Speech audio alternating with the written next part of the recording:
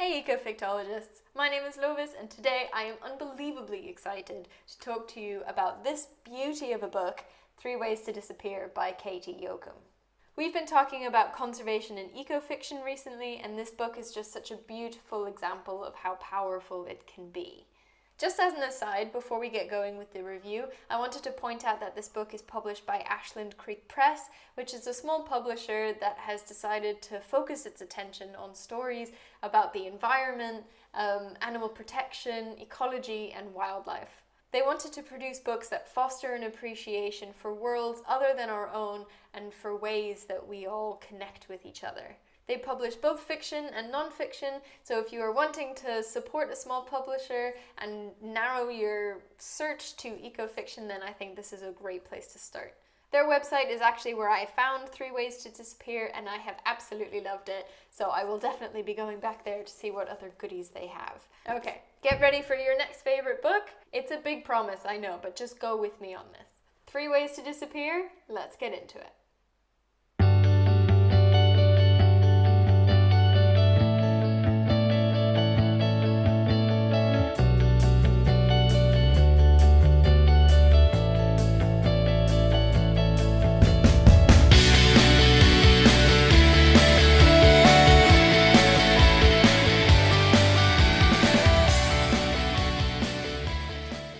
As always, a short, spoiler-free summary. 3 Ways to Disappear is told from the perspectives of 2 sisters. Sarah, a free spirit journalist turned conservationist, returns to their childhood home of India, specifically Ranthambore National Park, where Tiger Survival, a conservation organization, works tirelessly to save the Bengal tiger. The other sister, Quinn, lives in Kentucky with her family and still struggles with the effects of the childhood trauma that they both share, the tragic death of their brother Marcus. Their lives have taken them on very different paths, but in order to move forward, both sisters have to come together again to face the demons of the past. What I think this book captures perfectly is the complexity of conservation. So many people have no idea what conservationists on the ground are actually facing. Human-wildlife conflicts are a perfect example of how you can't solve a conservation problem without running into problems like poverty, climate change, politics and corruption, women's rights, cultural traditions, racism, and so many other things depending on what part of the world you are in. Everything has knock-on effects, and you're almost never looking at a situation that just has one cause. When the Ranthambore National Park was established, people who now live in the village of Vinyal were relocated against their will, creating a feeling of resentment and anger from the very beginning. The government didn't do all it could to set them up properly, so now, in combination with increased drought due to climate change, these people are desperate for the resources within the national park to feed and water their livestock and themselves. Creating other sources of income is very necessary, but also really tricky, and the relationships between the villagers and the conservationists are often very tense, especially when it feels like the lives of wild animals are being considered as being more valuable than human lives. This book doesn't pull any punches, it tugs on your heartstrings, and it shows you exactly what the dilemmas are really like.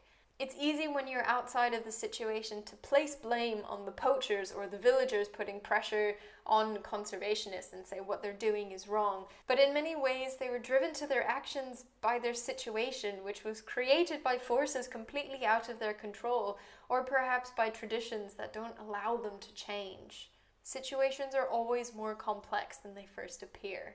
The people involved in these conflicts, the conservationists, the villagers, the politicians, they all have their own goals, and sometimes those goals don't align properly. The villagers want resources and land, they want to be able to provide for their families and feed their children. The conservationists want what's best for the animal or the area that they're trying to protect, and the politicians want the least amount of money lost, the least amount of bad publicity. They need to balance the human crisis versus the conservation crisis. They might even need to think about the effects on ecotourism and the country's economy. So it's really difficult to bring these groups of people together to find common ground where everyone feels heard and valued. I think language has a huge role to play in that, and if narratives from more points of view were more common, maybe we wouldn't find it so difficult to understand each other. There's a section of the book I want to read to you, just a bit of context. Sarah and her colleague from Tiger Survival, Sanjay, are doing school visits to talk about their tiger conservation work. She began accompanying Sanjay on school visits. Not that that amounted to doing something, but at least she was learning how Tiger Survival did its work. Sanjay opened every session with a slide presentation, saying nothing. I want them to think about conservation, he told her, but first they need to feel. Here was a photo of Akbar, the big male Sarah had seen on her first day in the park.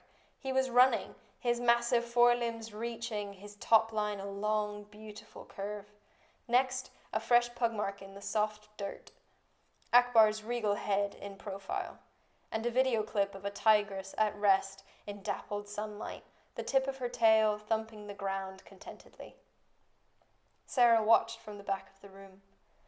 When you see a tiger, it is always like a dream, Sanjay said, looking at the screen. The zoologist Ulas Karanth spoke those words. He turned to the children. 100 years ago, 100,000 tigers roamed all across Asia, from Siberia to Java, from China to the Caspian Sea. And how many wild tigers do you suppose there are now? He clicked to a photo of a construction site, captioned encroachment. When humans moved into an area, wild lands disappeared, falling to agriculture. Click, a mustard field. Or urban sprawl. Click, new housing. Humans poached prey species, leaving the tiger little to eat. Land development cut off natural corridors for dispersing tigers, stranding populations in disconnected patches of wilderness. Click, aerial photo. That became genetic islands. A little girl in glasses raised her hand and asked where the tiger was doomed to go extinct in the wild. That is up to you, he said. The only way the tiger will survive is if the government creates tiger-friendly laws and enforces them to the maximum. It is up to the citizens to demand that they do. The future of the tiger belongs to you. You are citizens of the largest democracy in the world. You must demand that your rightful inheritance be preserved. I like several things about this passage. I love the empowering message that people have power, and that they should take responsibility for it and stand up and protect the things they don't want to lose. And I love the phrase, I want them to think about conservation, but first they need to feel it. Empathy and communication. And that is what I think ecofiction can bring to the table. But the book is not only about conservation, although it is a major plot point. It also brings together family history and secrets, romance, mental health, tragic loss, and cultural discovery. Sometimes it is a fine line that ecofiction treads between showing the reader something and lecturing the reader on something, and that's something that I think turns a lot of people off the concept of ecofiction. I mean, who wants to be lectured to? So I think the parallel storylines kind of give the reader a breather if they're finding the conservation message a bit much.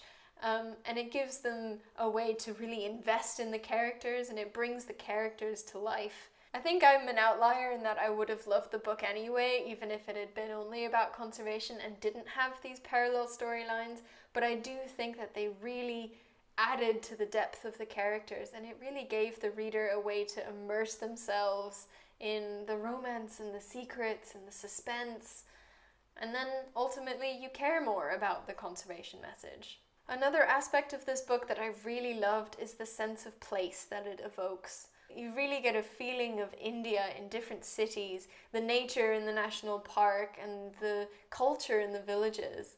I went to India about 10 years ago, and the descriptions in this book brought everything back. The noise, the crowds, the colors, the smells, the dust, the heat. And what I remember fits pretty well with what Katy Yocom has described. So it was a really nice trip down memory lane for me, as well as just being a beautiful description. So I hope I've given you enough of a sense of this book to give it a shot. I really don't think you'll be disappointed, and I think books like this are so important in spreading the message about conservation, human-wildlife conflicts, and the work still to be done.